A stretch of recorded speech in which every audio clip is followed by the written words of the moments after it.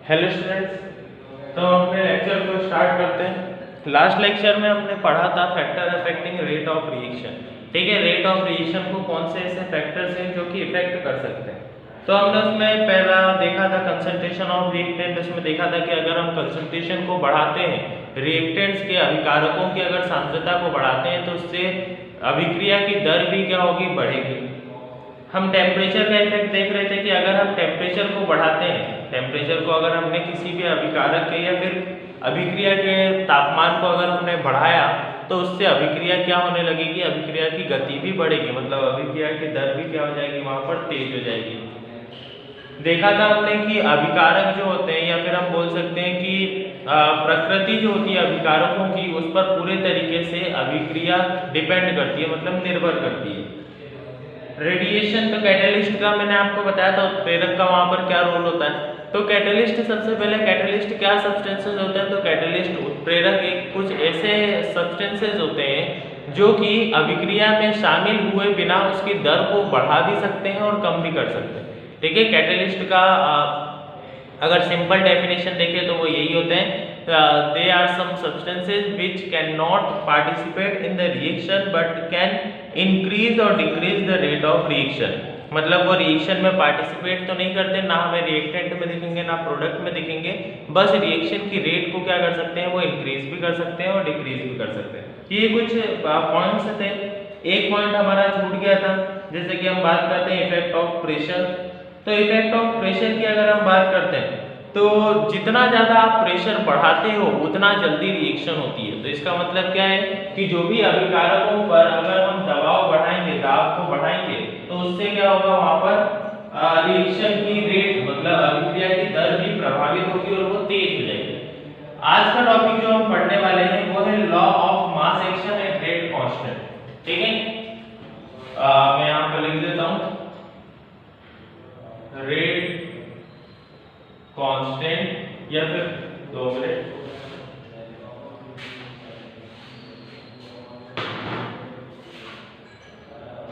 Law of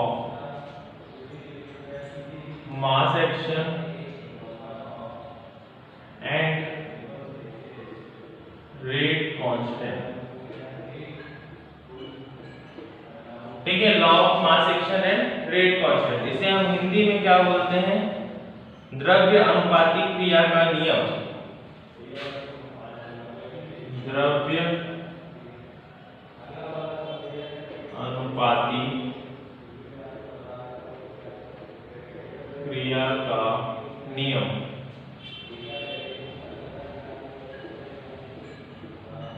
and और क्या है यहाँ पर, वेग स्थिरांक।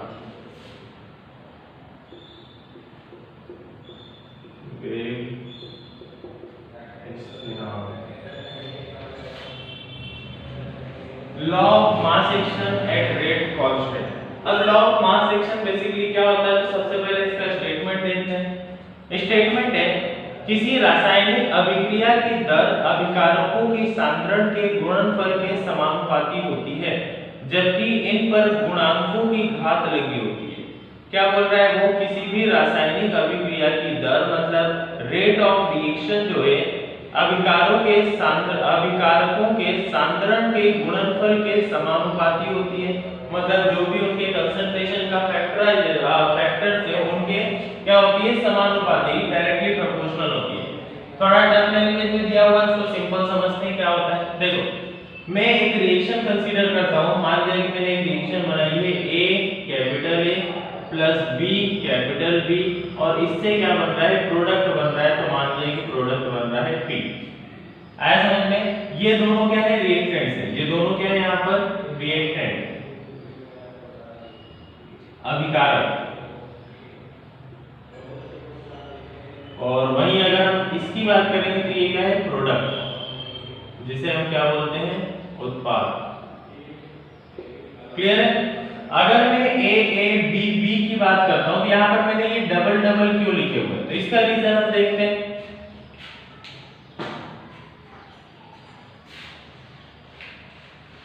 देखो, अगर आप इसको एक रिएक्शन से कंपेयर करो, जैसे कि 2H प्लस 2O ठीक है, या फिर हम बात करते हैं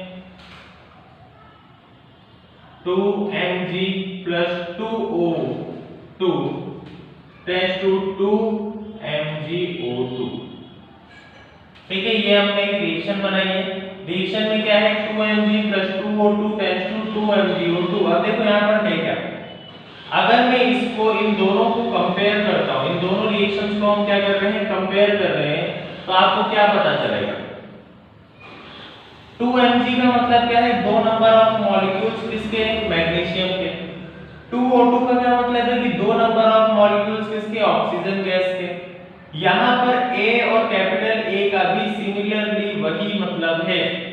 स्मॉल a और स्मॉल b यहाँ पर रिप्रेजेंट कर रहे हैं कंसंट्रेशन को, कि कितने नंबर ऑफ मॉलिक्यूल्स वहां पर होंगे, उसको रिप्रेजेंट कौन कर रहा है, स्मॉल a और स्मॉल b, जहां पर a और b क्या है, पर्टिकुलर एलिमेंट्स हैं। ठीक है, या फिर आप बोल सकते हो कि पर्टिकुलर रिएक्टेंट्स है।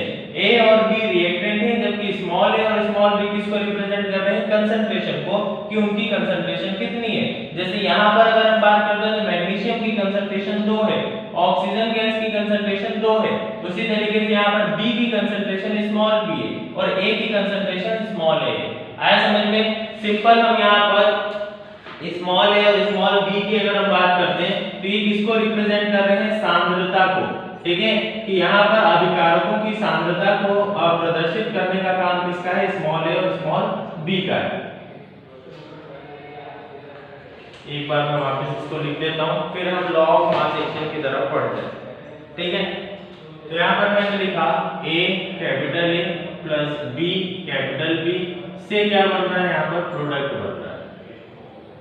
ठीक है, प्रोडक्ट आप कुछ भी ले सकते हो। अब आते हैं, ये क्या है, जनरल फॉर्म ऑफ इक्वेशन है। हमने एक जनरल इक्वेशन कंसीडर की कि कुछ इस तरीके से इक्वेशन यहाँ पर होगी। ठीक है, लॉ ऑफ मास एक्शन मतलब मैं लिखता हूँ according to law of mass action. According to law of mass action क्या होगा, rate of reaction is directly proportional to the product of reactants, मतलब A और B, with concentration on their power। मतलब जो भी उनकी कंसंट्रेशन होगी वो कहां चली जाएगी, उनकी पावर पर चली जाएगी।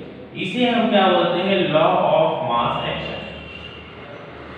इस रिएक्शन की अगर मैं बात करता हूं तो रेट ऑफ रिएक्शन, इसकी रेट ऑफ रिएक्शन अभिक्रिया की दर को हम किससे रिप्रेजेंट कर रहे हैं, कैपिटल R से, इज प्रोपोर्शनल टू कौन से रिएक्टेंट है, तो कैपिटल A रिएक्टेंट है और कैपिटल B, तो कैपिटल A और कैपिटल B। कैपिटल A की कंसंट्रेशन क्या है, स्मॉल है, तो इसलिए मैंने कैपिटल A की पावर क्या लगा दी, स्मॉल है। कैपिटल B की कंसंट्रेशन क्या है, स्मॉल b, इसलिए कैपिटल B की पावर क्या लगा दी हमने, स्मॉल b। मतलब हमें इनकी कंसंट्रेशन को कहां लिखना है, इनके पावर के ऊपर लिखना है, मतलब इनके सिर पर लिखना है, सिंपली पावर के रूप में इसको लिखना है। आया समझ में, ये क्या है हमारा लॉ ऑफ मास एक्शन, कि जो आपकी अभिक्रिया की दर होगी वो प्रोपोर्शनल होगी इस टर्म के। ठीक है, जहां पर कंसंट्रेशन कहां लिखी होगी, उनकी पावर पर लिखी होगी।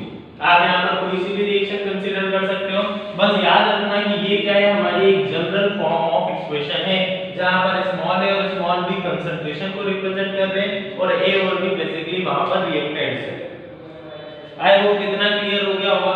कहीं पर भी अगर आप law of mass action put करोगे, लॉ ऑफ मास एक्शन लगाओगे तो वो यही होगा।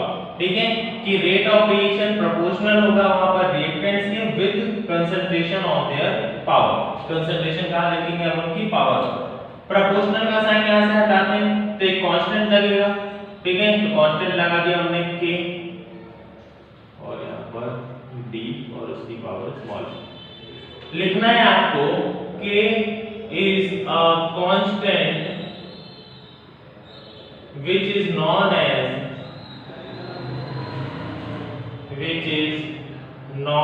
as rate constant। Hindi medium वाले लिखेंगे k एक स्थिरांक है जो वेग स्थिरांक कहलाता है। ठीक है, k क्या है, यहाँ पर एक स्थिरांक है, कांस्टेंट है, जिसे हम क्या बोलते हैं, वेग स्थिरांक कहलाता है या फिर रेट कांस्टेंट हम बोलते हैं। ठीक है, अगर मैं यहाँ पर एक कंडीशन लेता हूं, if concentration concentration of reactants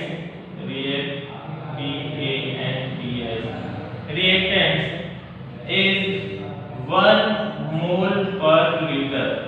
मतलब मैं कंसंट्रेशन जो की सांद्रता है, अभिकारकों की जो सांद्रता है उसको मैं यूनिट कर देता हूँ, मतलब इकाई कर देता हूँ।